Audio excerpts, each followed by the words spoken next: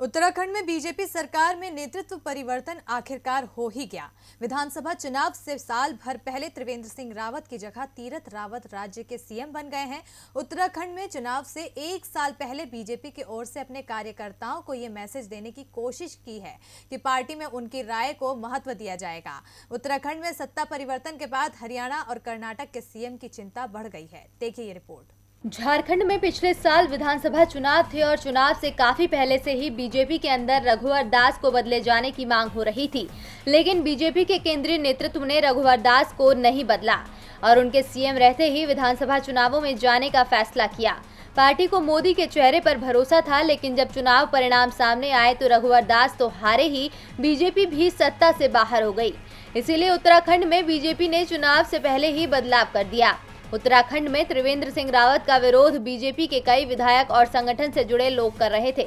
कमोबेश ऐसी ही स्थिति कर्नाटक और हरियाणा में भी देखने को मिल रही है।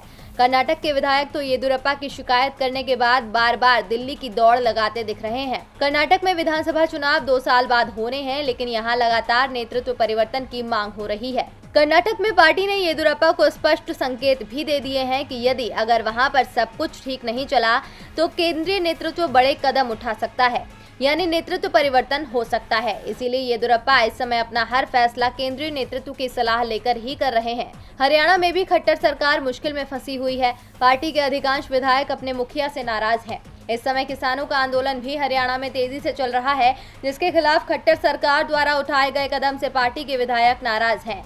खट्टर की नीतियों के कारण बीजेपी के विधायक आज गांव में नहीं जा पा रहे हैं। हरियाणा में अभी चुनावों को 4 साल का समय बचा हुआ है, लेकिन बीजेपी नेतृत्व का संकेत साफ है कि यदि सुधार नहीं हुआ तो इन दोनों राज्यों में भी मुख्यमंत्री पद पर बदलाव हो सकता है। डीबी लाइव की रिपोर्ट।